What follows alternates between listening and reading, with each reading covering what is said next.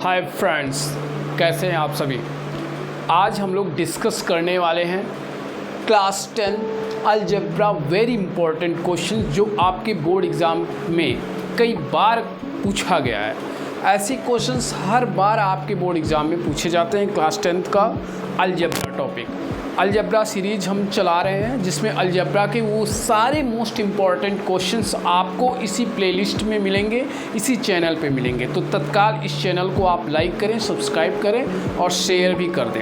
इस पर सारे क्वेश्चंस आपको वेरी इंपॉर्टेंट जो क्लास 10 के हैं वो सारे आपके वीडियोस इसी पे अपलोड हो जाएंगे, एक प्लेलिस्ट बन जाएगा इसका। तो आइए देखते हैं इस प्रकार के क्वेश्चंस को हम कैसे सॉल्व करेंगे। क्वेश्चन क्या है हमारा, ये देखते हैं।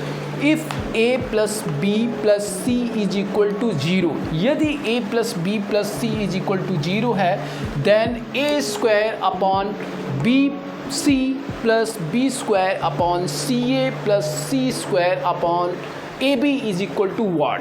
यानी आपसे ये दे करके ये पूछ रहा है, इसकी वैल्यू पूछ रही है। तो कैसे लगाएंगे ऐसे क्वेश्चंस जब भी आपके सामने आए तो एक ट्रिक मैं बता रहा हूँ, इस ट्रिक को आप याद कर लीजिए, आपको हर जगह फ़ायदा ही फ़ायदा मिलेगा। क्या ट्रिक है उस ट्रिक को देखिए। ये एक फार्मूला है, आप अगर ध्यान से पढ़े होंगे तो आपको यही फार्मूला पढ़ाया गया होगा। If a plus B plus C is equal to 0, यदि a plus B plus C is equal to 0 हो, देन तब हम a cube plus B cube plus C cube minus 3abc is equal to 0 लिख सकते हैं। यानी अगर हम a cube plus B cube plus C cube की वैल्यू निकालें तो a cube plus B cube plus C cube is equal to 3abc लिख सकते हैं। ये कब लिख सकते हैं, जब a plus B plus C is equal to 0 दिया हो। तो यहाँ पे दिया है, अब a cube plus B cube plus C cube अगर आएगा तो हम उसकी जगह पे क्या लिख सकेंगे, 3abc लिख सकेंगे।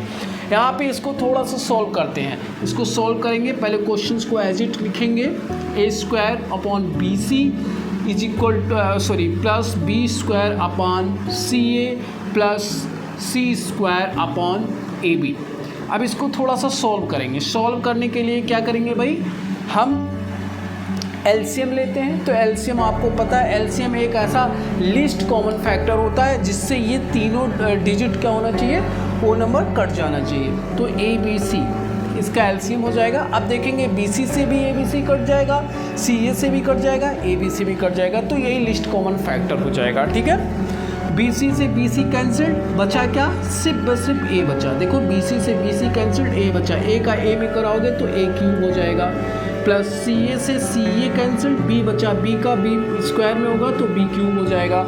ए बी से ए बी कैंसिल, सिर्फ सी बचा, सी का स्क्वायर में मल्टीप्लाई होगा तो सी क्यूब हो जाएगा। अब आप देखेंगे a cube plus B cube plus C cube, यहाँ अभी हम लोगों ने वैल्यू निकाला है 3abc होता है, तो 3abc यहाँ पे हम लिख देंगे, अपॉन abc लिख देंगे।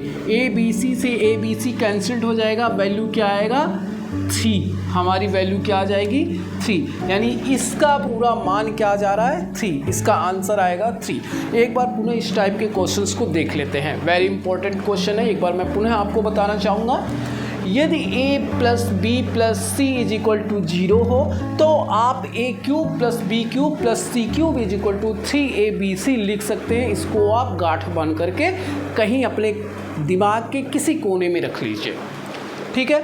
फिर उसके बाद मैं इसको सॉल्व करूंगा। सॉल्व करने के लिए सबसे पहले आपको पता होगा इन तीनों का एलसीएम लेते हैं। इन तीनों का एलसीएम ए बी सी आएगा। अब ए बी सी से बी सी कैंसिल्ड, सिर्फ ए बचा, ए का स्क्वायर में मल्टीप्लाई कराओगे ए क्यूब। इसी प्रकार से सी ए कैंसिल्ड होगा, सिर्फ बी बचेगा, बी से बी स्क्वायर में मल्टीप्लाई कराओगे तो बी क्यूब होगा। ए बी का ए बी सी कैंसिल्ड हो जाएगा, सिर्फ सी बचा, सी का सी स्क्वायर से कराओगे तो सी क्यूब हो जाएगा। अभी हम लोगों ने फाइनल एक रिजल्ट निकाला है, A cube plus B cube plus C cube is equal to 3abc। इसके जगह पे वैल्यू रिप्लेस कराएंगे 3abc, abc से abc कैंसिल्ड, सिर्फ बचेगा 3 is the right answer of this question.